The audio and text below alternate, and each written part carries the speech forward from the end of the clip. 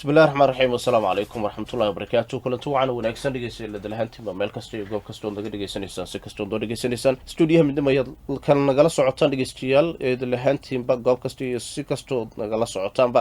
saacad wax tilmaamaysa 7:40 daqiiqo waana subaxnimo markaasi salaasa taariikhdu waxay ku beegan tahay 22 bisha 9 sanadka 2020 warbixinada jireedada ay soo daabaceen wargeysada kala Nation Standard iyo barnaamijka ku daafuranaa dhegeystayaal wargeyska koowaad hadii aan soo qabto The Daily Nation macluumaadka koowaad ee wargeyska soo daabacay ayaan ugu horeyn ku daafuraya hadii rabbi raali ka noqdo mas'uuliyinka xisaab badan iyo maqaalo warbixino iyo faalooyin xisaab badan oo wargeysada ay soo qaateen waxaan ku bilaabayaa madaxa cadaaladda sawirkiisa ijraadka lagu soo bandhigay ee David Maraga madaxa cadaaladda dalka Kenya waxa uu madaxweyne Uhuru Kenyatta ka codsaday inuu kala diro aqalka baarlamaanka dalka iyadoo la raacayo qaybta 261 farqada 7 ee dastuurka dalka maadaama ay ku guuldareysteen inay ansixiyaan sharciga dhanka jinsiyadda madaxa cadaaladda dalka ayaa sheegay in baarlamaanka uusan u hoggaansamin amarkii maxkamadda sare ee dacwadda dastuurka nambarkeedu tahay 317 halka baarlamaanka uu muddo 9 sano aan meel marin sharcigan waa sharci dejin lagu doonayo in lagu dhaqangeliyo sharciga jinsiyadda ee 3 meelood 2 meel oo maxkamadda racfaanka ay go'aankeedu ku sheegtay in baarlamaanka ay ku guuldareysteen madaxa cadaaladda dalka ayaa xusay in isaga oo eegaya dastuurka dalka oo siinaya awood uu madaxweynaha dalka kula talin karo in baarlamaanka la jabiyo Maraga ayaa waxa uu ka dhawaajiyay uu yiri wargeyska in ay tahay mas'uuliyadiisa dastuuriga in uu madaxweynaha la taliyo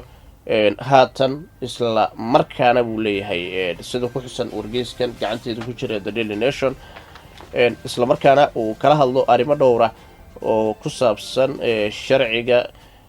waxaana markaas uu kula talinayaa madaxweynaha dalka in aqalka baarlamaanka dalka uu kala diro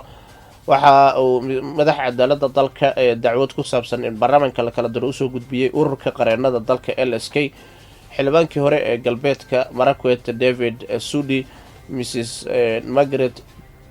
Toli iyo Mr Frederick Mbugwa iyo Bernard Aoko iyo waliba Stephen markaas Woko ayuu la wadaagay waxay dhamaantood ku andacoonayaan baarlamaanka uu si markaas ku talagal ah u diiday in uu ansixiyo sharciga dhanka jinsiyadda ama sinaanta jinsiyadda ee 3 meelood 2 meel hadaba qareen Nzabia Gitonga ayaa dhanka kale wuxuu ka dhawaajiyay hadii uu madaxweynaha gaar ahaan madaxa cadaaladda uu gudbiyo soo jeedinta madaxweynaha waxa markaas looga hor imaan karaa dhanka maxkamadda sida uu hadalka u dhigay wali farikamo qodna dhageystayaal wargeysada qodobada ay soo qaateen xubintaasi waxa ay noo daabacay wargeyska gacanteeda ku jira The Daily Nation waxaana uu ku daabacay boggiisa shanaad hore aynu sii soconaynaa bogga lixaad arrimo ku saabsan tacliinta ayaa markaasi wargeyska ku daabacay wargeyska gacanteeda ku jira The Daily Nation wali qaybta markaasi toddobaad ee wargeyskaasi bogga waxa uu ku daabacay warbixin uu kaga hadlayo dib u furitaanka waddanka waxaana uu leeyahay madaxweynaha waddanka ayaa waxaa lagu wadaa in 29 bishan uu isagu ka hadlo ama uu la kulmo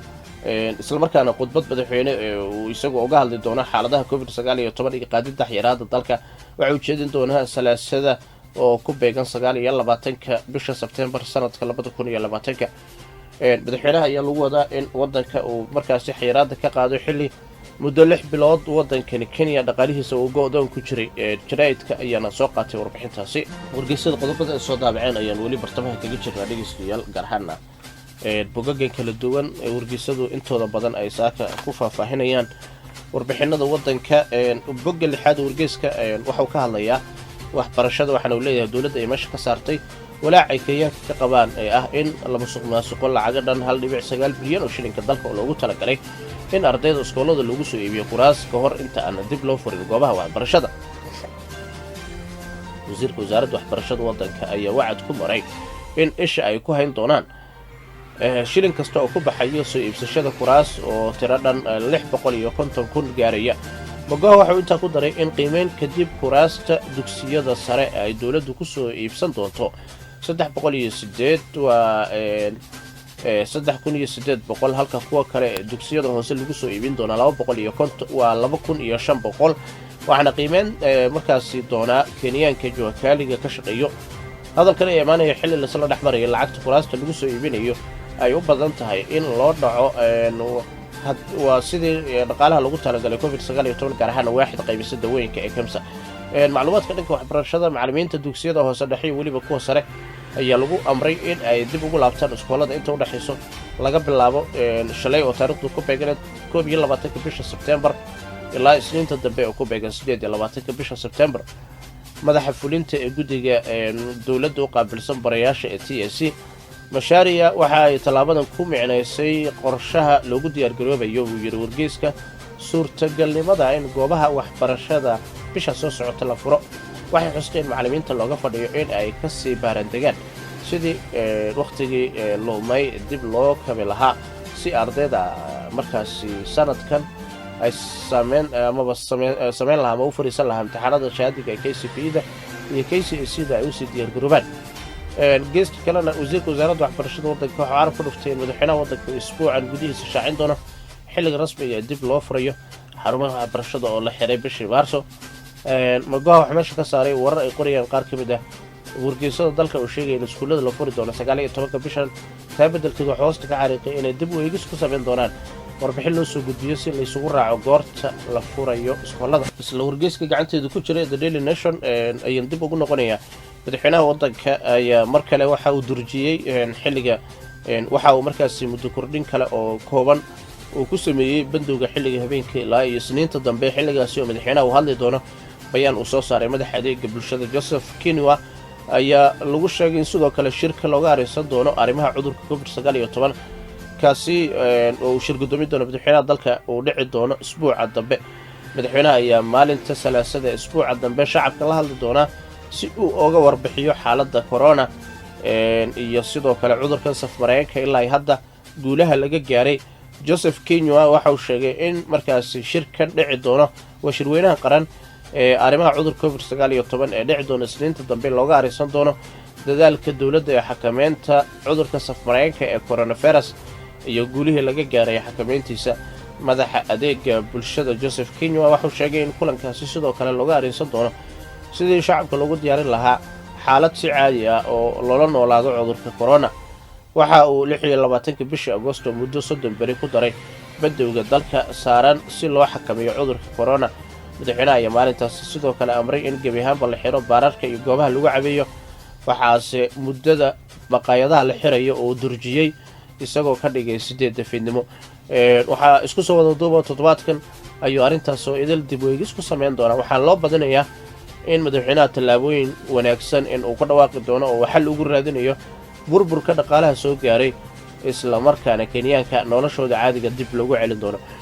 wargeyska ayaa soo qaatay warbixintaasi waayahay waan sii wadaynaa wargeyska The Standard isaguna isla wargeyskan The Daily Nation bogga koowaad waxa uu ku daabacay warbixin uu kaga hadlayo David Maraga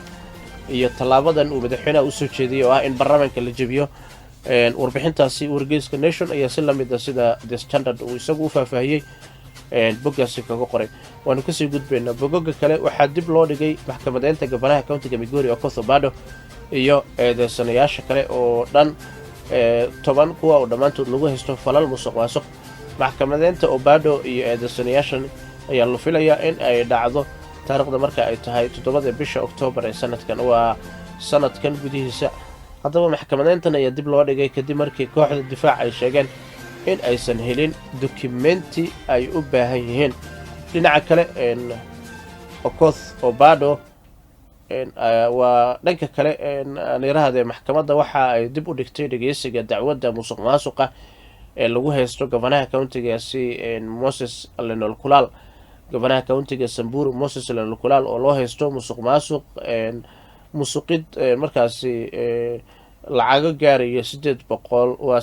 887.6 milyan raali hadda dhageystayaal oo shilinka dalka